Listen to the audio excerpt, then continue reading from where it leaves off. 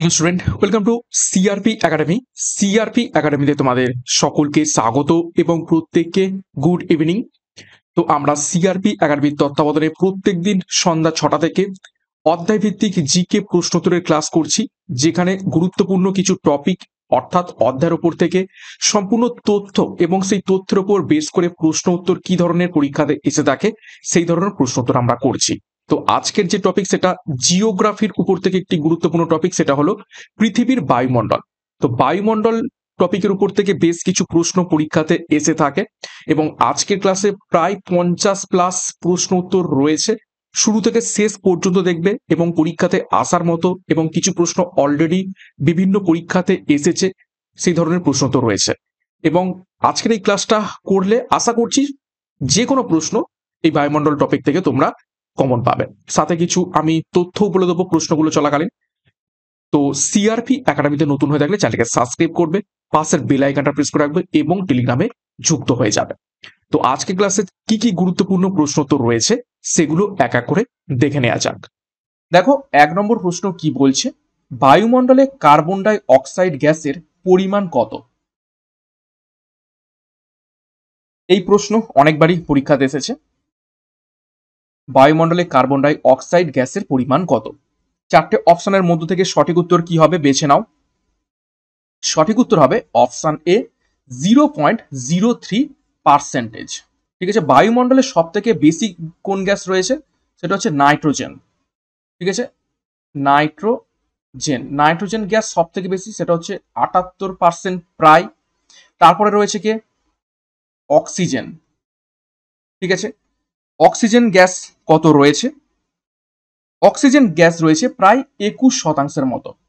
তারপরে রয়েছে CO2 carbon ডাই অক্সাইড, প্রায় 0.033%। ওকে, তো এটা খুবই খুবই গুরুত্বপূর্ণ। নেক্সট দেখো 2 নম্বর প্রশ্ন, বায়ুমণ্ডলে কিসের উপস্থিতিতে আকাশের রং নীল হয়? 4টে অপশন দেখো, ধূলিকণা, জলীয় বাষ্প, জেনন গ্যাস নাকি ওজোন স্তর? তো সঠিক উত্তর হবে অপশন এ ধূলিকণা। অ্যাকচুয়ালি ধূলিকণাও ঠিক উত্তরটা নয়, কেননা যখন সূর্য থেকে আলো আমাদের পৃথিবীতে প্রবেশ করে তখন বিভিন্ন বায়ুমণ্ডলের স্তর রয়েছে এবং বায়ুমণ্ডলের স্তরের যে স্তরগুলো সেগুলো কিন্তু ঘনত্ব কিন্তু আলাদা আলাদা হয়ে থাকে এবং তার মধ্যে কোথাও ধূলিকণা রয়েছে, কোথাও ধূলিকণা নেই। যখন এই বায়ুমণ্ডল থেকে রশ্মি আসে, সাদা রশ্মি কিন্তু 7টা বর্ণে বিভক্ত হয়ে যায় এবং এই যে নীল রং, এই নীল রংটা কিন্তু সব থেকে বেশি ছড়িয়ে পড়ে এবং সেটাই আমাদের চোখে আসে। সেই কারণে আমরা আকাশকে আকাশী কালার বা নীল রঙের দেখে থাকি। নেক্সট আমরা দেখব, দেখো 3 নম্বর প্রশ্ন, বায়ুমণ্ডলে জলীয় বাষ্পের সর্বাধিক উপস্থিতির শতকরা হার কত?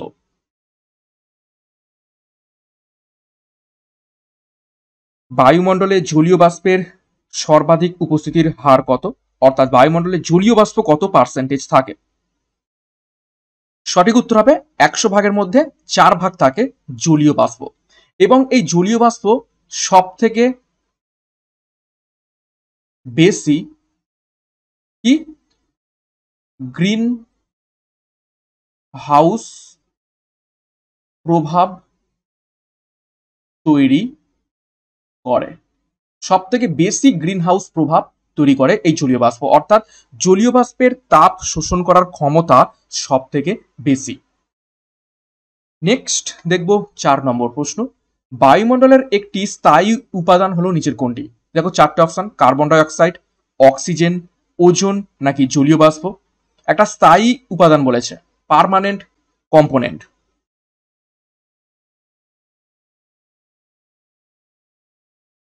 তো সঠিক উত্তর হয়ে যাবে অপশন বি অক্সিজেন। অক্সিজেন হচ্ছে বায়ুমণ্ডলের একটি স্থায়ী উপাদান। নেক্সট 5 নম্বর প্রশ্ন দেখব, বায়ুমণ্ডলে অক্সিজেনের শতকরা পরিমাণ কত? এটাকে ভিভিআই করবে, আমাদের বায়ুমণ্ডলের মধ্যে কত পার্সেন্টেজ শতকরার অক্সিজেন রয়েছে?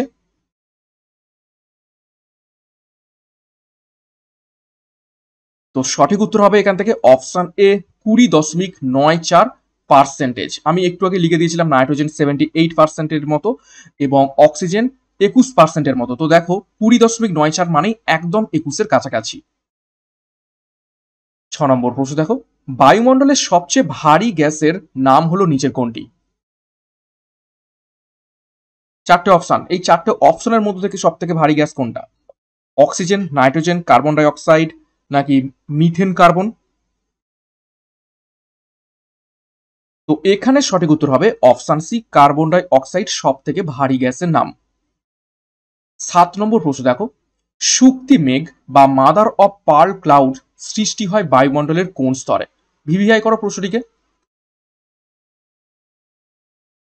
শুক্তি মেঘ বা মাদার অফ পার্ল ক্লাউড সৃষ্টি হয় বায়ুমণ্ডলের কোন স্তরে? তো সঠিক উত্তর হবে অপশন বি, স্ট্র্যাটোস্ফিয়ার। স্ট্র্যাটোস্ফিয়ার হচ্ছে এটা কি, দ্বিতীয় স্তর, বায়ুমণ্ডলের দ্বিতীয় স্তর, এবং এর অপর নাম কি রয়েছে? শান্ত মণ্ডল, এটাকে শান্ত মণ্ডলও বলা হয়ে থাকে।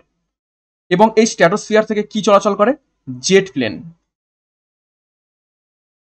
জেট প্লেন চলাচল করে।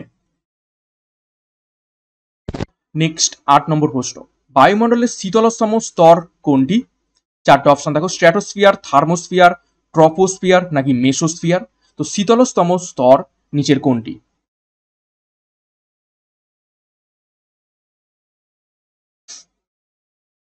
তো সঠিক উত্তর হবে অপশন ডি, 8 নম্বর প্রশ্নের সঠিক উত্তর হবে মেসোস্ফিয়ার।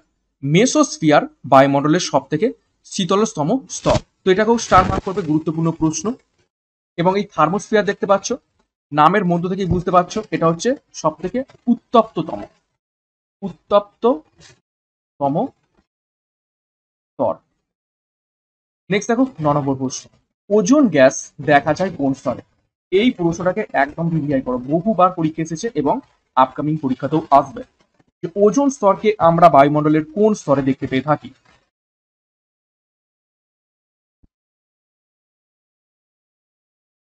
সঠিক উত্তর মিলিয়ে নাও, অপশন বি, স্ট্র্যাটোস্ফিয়ারে আমরা ওজোন গ্যাসকে দেখতে পেয়ে থাকি। 10 নম্বর প্রশ্ন দেখো, নিরক্ষীয় অঞ্চলে ট্রপোস্ফিয়ারের উচ্চতা কত? ট্রপোস্ফিয়ার এটা হচ্ছে সব থেকে নিম্নতম স্তর, অর্থাৎ পৃথিবী সংলগ্ন স্তর হচ্ছে ট্রপোস্ফিয়ার। এর অপর নাম হচ্ছে ক্ষুদ্রমণ্ডল, কেননা পৃথিবীর মধ্যে যে সমস্ত প্রাকৃতিক ঘটনাবলী, ঝড়, বৃষ্টি, বজ্রপাত সমস্ত কিছু এই ট্রপোস্ফিয়ারের মধ্যে ঘটে। তো একে ওই জন্য কি বলা হয় থাকে? ক্ষুদ্র মণ্ডল। তো নিরক্ষীয় অঞ্চলের ট্রপোস্ফিয়ারের উচ্চতা কত? তো নিরক্ষীয় অঞ্চলের ট্রপোস্ফিয়ারের উচ্চতা হয়ে যাবে অপশন সি, 18 কিলোমিটারের মতো। এবং এখানেই সব থেকে ম্যাক্সিমাম হয়ে থাকে ট্রপোস্ফিয়ারের উচ্চতা। 11 নম্বর প্রশ্ন দেখো, বায়ুমণ্ডলের উষ্ণতম স্তর নিচের কোনটি?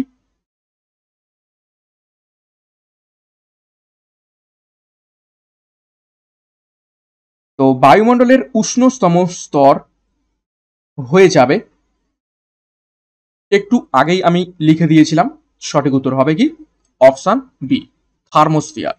থার্মোস্ফিয়ার বায়ুমণ্ডলের সব থেকে উষ্ণতম স্তর। 12 নম্বর প্রশ্ন দেখো, ভ্যান অ্যালেন বিকিরণ দেখা যায় কোন স্তরে?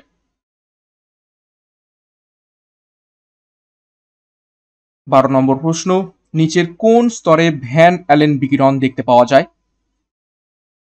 সঠিক উত্তর হবে অপশন ডি, ম্যাগনেটোস্ফিয়ারে। দেখো এটা খুবই আনকমন প্রশ্ন এবং গুরুত্বপূর্ণ প্রশ্ন, আসতে পারে। 13 নম্বর প্রশ্ন, ওজোন গ্যাস কে আবিষ্কার করেন? নিচের কোন বিজ্ঞানী ওজোন গ্যাস আবিষ্কার করেন?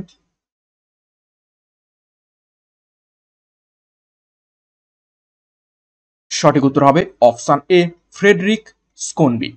দেখো ওজোন গ্যাসের গন্ধ, ঠিক আছে, গন্ধ হচ্ছে কি আষ্টে, এবং এটা কি করতে ব্যবহার করা হয়? ওজোন গ্যাসকে ব্যবহার করা হয়ে থাকে জীবাণু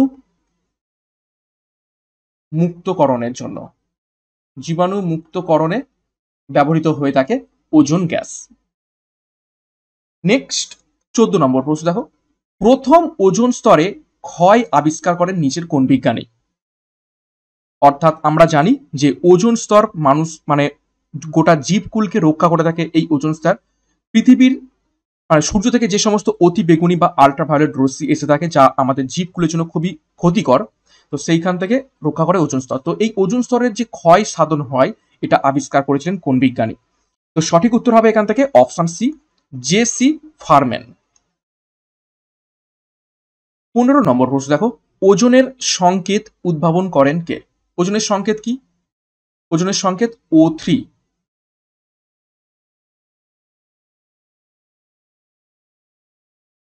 সঠিক উত্তর হবে অপশন ডি, জে.এল.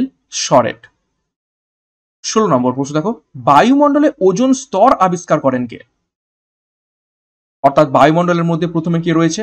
ট্রপোস্ফিয়ার, তারপরে এক্সোস্ফিয়ার এবং স্ট্র্যাটোস্ফিয়ার, এবং স্ট্র্যাটোস্ফিয়ারের ওপর দিকে রয়েছে ওজোন মণ্ডল, তারপরে রয়েছে মেসোস্ফিয়ার। এটা হচ্ছে কি? ট্রপোস্ফিয়ার, ট্রপোস্ফিয়ার, তারপর হচ্ছে স্ট্র্যাটোস্ফিয়ার, স্ট্র্যাটোস্ফিয়ার, তারপরে রয়েছে কি? মেসোস্ফিয়ার, এবং স্ট্র্যাটোস্ফিয়ারের ওপর দিকে কি রয়েছে? ওজোন। তো এটাকে আবিষ্কার করেছিলেন, সঠিক উত্তর হবে অপশন বি, হেনরি বুশন ও চার্লস ফেব্রি।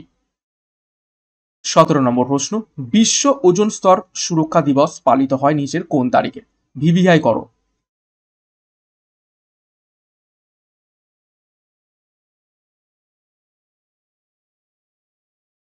সঠিক উত্তর হবে অপশন বি, 16ই সেপ্টেম্বর। দেখো, ওজোন স্তর সংরক্ষণের জন্য স্বাক্ষরিত হয় নিচের কোন সম্মেলন বা কোন প্রোটোকল? এই যে 16ই সেপ্টেম্বর আমরা দেখলাম, এই 16ই সেপ্টেম্বরেই এই ওজোন স্তর সংরক্ষণের জন্য স্বাক্ষরিত হয়েছিল। সঠিক উত্তর হবে অপশন এ, মন্ট্রিল প্রোটোকল। ঠিক আছে, 16ই সেপ্টেম্বর। 19 নম্বর প্রশ্ন, ওজোন স্তর বিনাশে প্রধান ভূমিকা পালন করে নিচের কোনটি? এটাকেও ভিভিআই করবে প্রশ্নটিকে, গুরুত্বপূর্ণ প্রশ্ন। নিচের কোন গ্যাসের জন্য বা কোন যৌগের জন্য ওজোন স্তর বিনাশ হচ্ছে বা ক্ষয় সাধন হচ্ছে? তো সঠিক উত্তর হবে অপশন এ, সিএফসি। সিএফসির ফুল ফর্ম কি? ফ্লোরো ফ্লুরো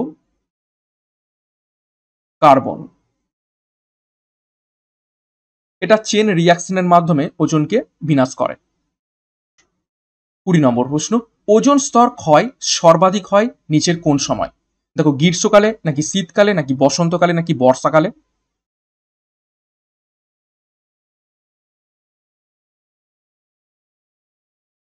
তো ওজোন স্তর ক্ষয় সর্বাধিক হয়ে থাকে অপশন সি, বসন্তকালে। 21 নম্বর প্রশ্ন দেখো, বায়ু আয়নিত থাকে কোন স্তরে? নিচের কোন স্তরে বায়ু আয়নিত অবস্থায় থাকে? চারটে অপশন মধ্যে সঠিক উত্তর কি হবে? সঠিক উত্তর হয়ে যাবে অপশন সি, থার্মোস্ফিয়ার। দেখো, থার্মোস্ফিয়ার আমরা কি জানি? একটু আগে দেখলাম কি? উষ্ণতম স্তর। তো এখানে এতটাই উষ্ণতা রয়েছে যে বায়ু আয়নিত হয়ে যায়। 22 নম্বর প্রশ্ন, বায়ুর ঘনত্ব সর্বাধিক দেখা যায় কোন স্তরে? এটা একদমই ইজি প্রশ্ন। যে স্তর পৃথিবীর একদম কাছে থাকবে সেই স্তরেই সব থেকে বেশি ঘনত্ব দেখা যাবে, কারণ আমরা জানি পৃথিবী পৃষ্ঠ থেকে যত উপরের দিকে ওঠা যায় বায়ুর যে ঘনত্ব সেটা ধীরে ধীরে কমতে শুরু করে। তো পৃথিবীর সংলগ্ন যে স্তর রয়েছে সেটা কোনটা? সঠিক উত্তর হবে অপশন এ, ট্রপোস্ফিয়ার, এবং এটাই হচ্ছে সর্বনিম্ন স্তর। নেক্সট 23 নম্বর প্রশ্ন দেখো, দ্রুতগামী জেট বিমান নিরাপদে কোন স্তরে যাতায়াত করে? এটাও আমি লিখে দিয়েছি প্রশ্ন চলাকালীন বোঝানোর সময়।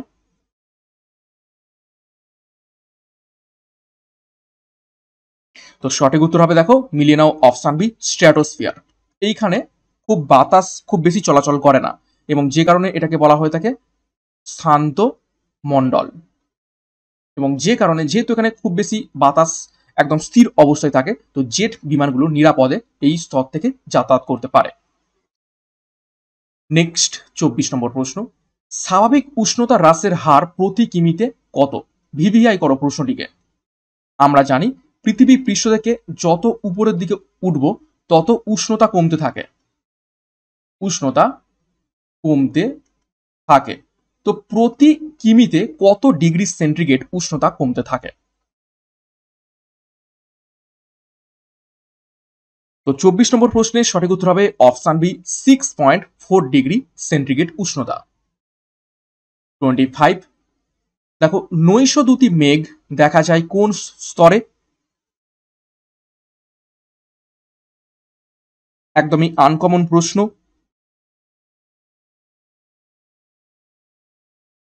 নৈশদ্যুতি মেঘের ইংলিশটা কি? ইংলিশটা হচ্ছে নকটিলুসেন্ট, নকটিলুসেন্ট ক্লাউড। তো এই মেঘ দেখতে পাওয়া যায় কোন স্তরে? সঠিক উত্তর হবে অপশন বি, মেসোস্ফিয়ারে। 26 মন্ট্রিল চুক্তি স্বাক্ষরিত হয় নিচের কোন সালে?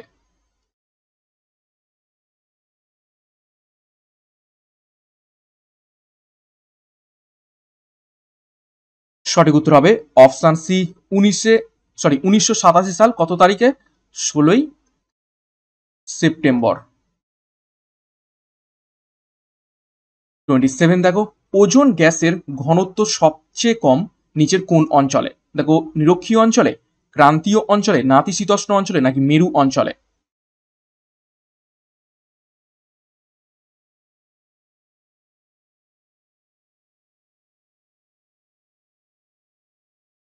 তো সবচেয়ে ঘনত্ব কম, সঠিক উত্তর হবে অপশন এ, নিরক্ষীয় অঞ্চলে। 28 দেখো বেতার তরঙ্গ বায়ুমণ্ডলের যে স্তরে প্রতিফলিত হয়ে পৃথিবীতে ফিরে আসে সেটি হলো নিচের কোন স্তর? এটাকে ভিভিআই করবে। নিচের কোন স্তরে বেতার তরঙ্গ প্রতিফলিত হয়ে পৃথিবীতে ফিরে আসে? সঠিক উত্তর হবে অপশন সি, আয়নোস্ফিয়ারে। 29 দেখো বায়ুমণ্ডলের সর্বোচ্চ স্তর কোনটি, অর্থাৎ একদম উপরের স্তর কোনটি?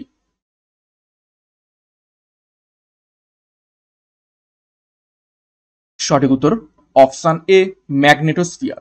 ম্যাগনেটোস্ফিয়ারের বাইরেও একটা স্ফিয়ার রয়েছে, সেটা হচ্ছে এক্সোস্ফিয়ার, যদিও সেটার এক্সিস্টেন্স খুবই খুবই কম। তো সেই জন্য ম্যাগনেটোস্ফিয়ারকে বায়ুমণ্ডলের সব থেকে বাইরের স্তর ধরা হয়ে থাকে। 30 নম্বর প্রশ্ন দেখো, এটাকে ভিভিআই করবে, খুবই গুরুত্বপূর্ণ প্রশ্ন, অনেকবার পরীক্ষা এসেছে, যে উল্কাপিণ্ড পুড়ে ছাই হয়ে যায় নিচের কোন স্তরে?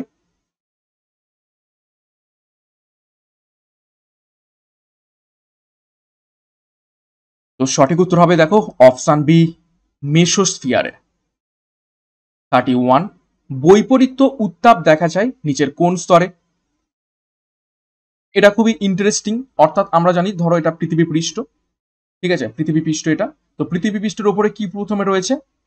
ট্রপোস্ফিয়ার। তারপরে কি রয়েছে? স্ট্র্যাটোস্ফিয়ার। তো আমরা জানি পৃথিবী পৃষ্ঠ থেকে যত উপরের দিকে উঠবো তত কি হচ্ছে? টেম্পারেচার, টেম্পারেচার কি হচ্ছে? কমছে। কিন্তু কমতে কমতে কমতে কমতে যখনই এই স্ট্র্যাটোস্ফিয়ার শুরু হবে তখন আবার টেম্পারেচার কিন্তু ধীরে ধীরে বাড়বে।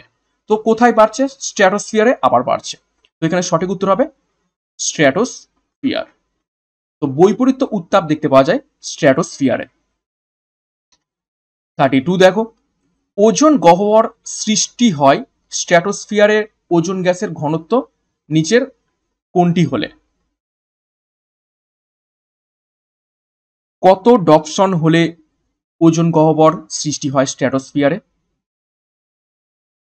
তো সঠিক উত্তর হবে অপশন সি, 200 বা 200 ডপসন এইরকম বা এর থেকে কম হয়ে গেলেই ওজোন গহ্বর সৃষ্টি হয়ে থাকে। 33 দেখো অতিবেগুনি রশ্মি শোষিত হয় কোন স্তরে? এটা ইজি প্রশ্ন।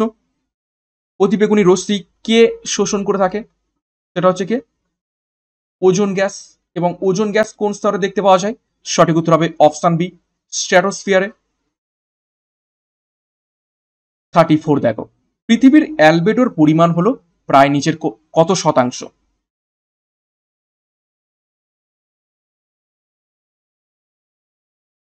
এটাকেও ভিভিআই করবে। তো পৃথিবীর অ্যালবেডোর পরিমাণ হলো অপশন সি, 34%। তো অ্যালবেডো কি দেখবো? দেখো সূর্য কিরণ থেকে পৃথিবীতে মোট যে পরিমাণ তাপ আসে তার 34% তাপ মেঘপুঞ্জ, ধূলিকণা প্রভৃতি দ্বারা প্রতিফলিত হয়ে মহাশূন্যে ফিরে যায়। পৃথিবী থেকে সূর্যরশ্মির প্রত্যাবর্তনের এই প্রাকৃতিক ঘটনাকে অ্যালবেডো বলে। পৃথিবীর গড় অ্যালবেডো হলো 34%। নেক্সট দেখো 35, উষ্ণতার প্রসর সর্বাধিক হয় নিচের কোন অঞ্চলে?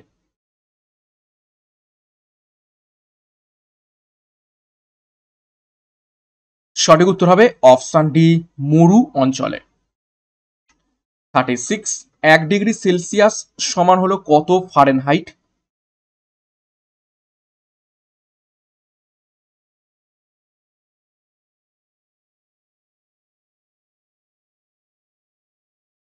সঠিক উত্তর কি হবে? সঠিক উত্তর হয়ে যাবে অপশন বি, 33.8 ডিগ্রি ফারেনহাইট।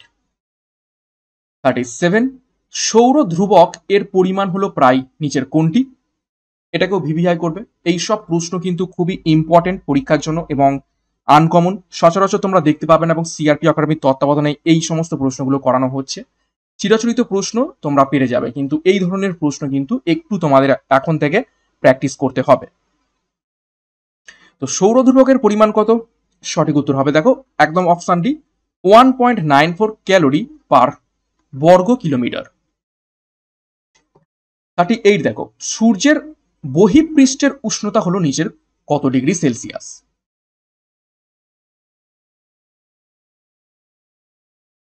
একদম বাইরের পৃষ্ঠে যে উষ্ণতা সেটা কত ডিগ্রি সেলসিয়াস? সঠিক উত্তর অপশন সি, 6000 ডিগ্রি সেলসিয়াস। 39, বিশ্বে গ্রিন হাউস বৃদ্ধিতে সর্বাধিক ভূমিকা রয়েছে নিচের কোন দেশের?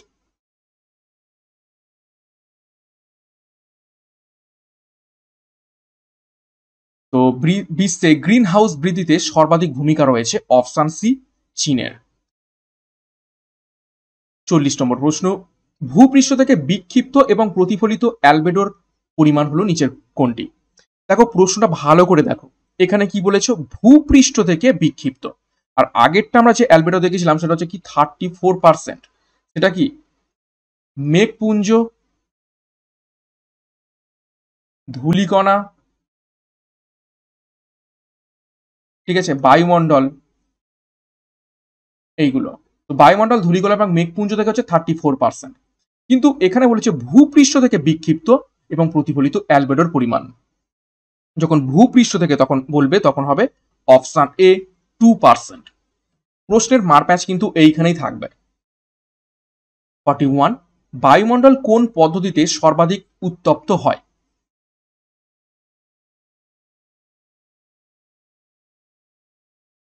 সঠিক উত্তর হবে অপশন এ, বিকিরণ, অর্থাৎ ইংরেজিতে যাকে বলা হয় তাকে রেডিয়েশন, রেডিয়েশন পদ্ধতিতে। 42, বায়ুমণ্ডলের উষ্ণতা সর্বোচ্চ হয় নিচের কোন সময়? দেখো রাত 12টার সময়, দুপুর 1টার সময়, দুপুর 1:30টার সময়, নাকি দুপুর 2টোর সময়? এটাও ভিভিআই করবে। নিচের কোন সময়ে বায়ুমণ্ডলের উষ্ণতা সর্বোচ্চ হয়? সঠিক উত্তর অপশন ডি, দুপুর 2টোর সময়। 43, উষ্ণতার প্রসর সর্বনিম্ন হয় কোন অঞ্চলে? একটু আগে দেখেছিলাম উষ্ণতার প্রসার সর্বোচ্চ হয় কোথায়? সর্বোচ্চ হয় মরু অঞ্চলে। তো মরু অঞ্চলে এখানে হবে না, তো এখানে কি হবে? এটা হচ্ছে সর্বোচ্চ, সরি,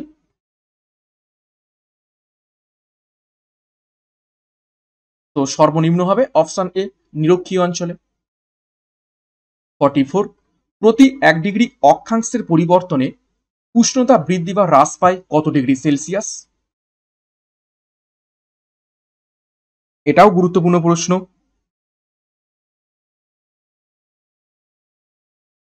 সঠিক উত্তর অপশন সি, 0.28 ডিগ্রি সেলসিয়াস। 45, অভিকর্ষ টানের দ্বারা প্রভাবিত বায়ু হলো নিচের কোনটি?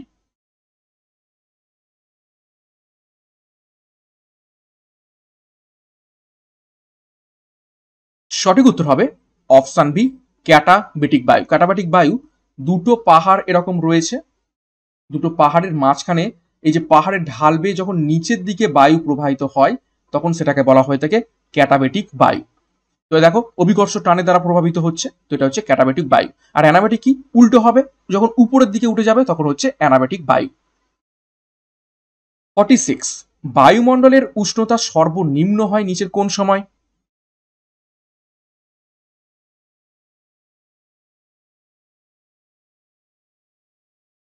তো সঠিক উত্তর হবে অপশন এ, ভোর 4টেয়, সকাল 4টের সময়, 4 AM। 47 দেখো, কর্কট ক্রান্তি রেখার মান হলো নিচের কোনটি? এর থেকে ইজি প্রশ্ন আর হয় না। কর্কট ক্রান্তি রেখার মান হলো নিচের কোনটি? তো সঠিক উত্তর হবে অপশন এ, 23 বা 23.5 ডিগ্রি উত্তর বা 23 ডিগ্রি 30 মিনিট নর্থ। কর্কট ক্রান্তি রেখা ভারতের কতগুলো রাজ্যের ওপর থেকে গেছে?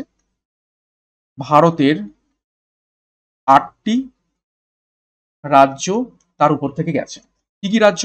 আমি সেই ট্রিক বলেছিলাম, MMTC, RJBG trick. M for Madhya Pradesh, M for Mizoram, T for Tripura, C for Chhattisgarh, R for Rajasthan, J for Jharkhand, B for আমাদের West Bengal, G for Gujarat. তো 8খানা রাজ্যের ওপর থেকে কর্কট ক্রান্তি রেখা প্রবাহিত হয়েছে। নেক্সট 48 দেখো, সূর্যরশ্মি সারা বছর লম্বভাবে পড়ে নিচের কোন রেখার ওপর? এটা ইজি প্রশ্ন। সঠিক উত্তর অপশন এ, নিরক্ষ রেখার ওপর। 49, পৃথিবীর গড় উষ্ণতা হলো নিচের কোনটি?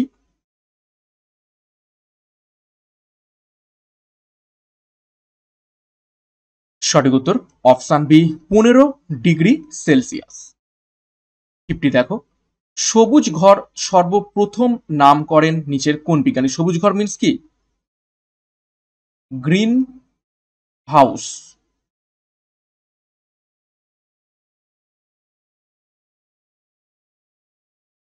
সঠিক উত্তর হবে অপশন বি, জোসেফ ফুরিয়ার। 51, প্রধান গ্রিন হাউস গ্যাস হলো নিচের কোনটি?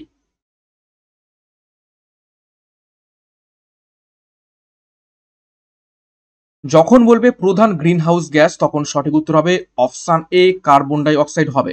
আর যদি প্রশ্ন আসে প্রধান বা সর্বাধিক গ্রিন হাউস প্রভাবিত গ্যাস, তখন হবে জলীয় বাষ্প। ওকে, নেক্সট 52, অভিকর্ষ বলের বিপরীতে প্রবাহিত বায়ু হলো নিচের কোনটি? অভিকর্ষ বলের বিপরীতে বলেছে, আবারও সেই দুটো পাহাড়ের মাঝখানে যে উপত্যকা রয়েছে, এবার উল্টো দিকে বাতাস বইবে উপরের দিকে। তো সঠিক উত্তর হয়ে যাবে অপশন এ, অ্যানাবেটিক বায়ু। নেক্সট 53, দেখো, সর্বাধিক গ্রিন হাউস উৎপন্ন হয় নিচের কোন স্থান থেকে?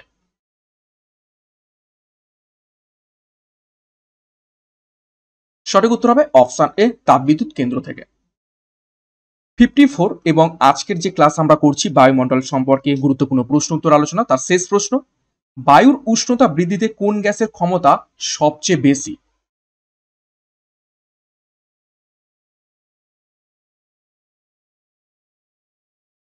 তো এখানে দেখো কি বলেছে, বায়ুর উষ্ণতা বৃদ্ধিতে কোন গ্যাসের ক্ষমতা সবচেয়ে বেশি। তো এখানে ক্ষমতা বলেছে, সব থেকে বেশি হয়ে যাবে।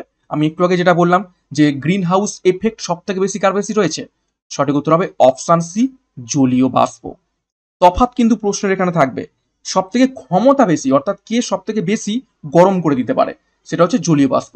আর প্রধান গ্যাস কি, অর্থাৎ বায়ুমণ্ডলের সব থেকে মানে কি বলবো বেশি রয়েছে, সেটা হচ্ছে কার্বন ডাই অক্সাইড। ওকে, তো এই ছিল আজকের 54 54টা গুরুত্বপূর্ণ প্রশ্ন উত্তর। তোমাদের কার কত স্কোর হয়েছে কমেন্ট বক্সে কমেন্ট করবে। এবং এইরকম বিষয়ভিত্তিক টপিক ওয়াইজ আমরা প্রত্যেকদিন যদি ক্লাসগুলো করতে থাকি, এখান থেকে অনেক অনেক প্রশ্ন কিন্তু হুবহু কমন পেয়ে যাবে। এবং সিআরপি একাডেমিতে নতুন হয়ে থাকলে চ্যানেলটিকে সাবস্ক্রাইব করবে, পাশের বেল আইকনটা প্রেস করে রাখবে, সাথে টেলিগ্রামে যুক্ত হয়ে যাবে। তো আজকের মতো ক্লাসটা এখানে শেষ করলাম। প্রত্যেককে all the best, thank you, by.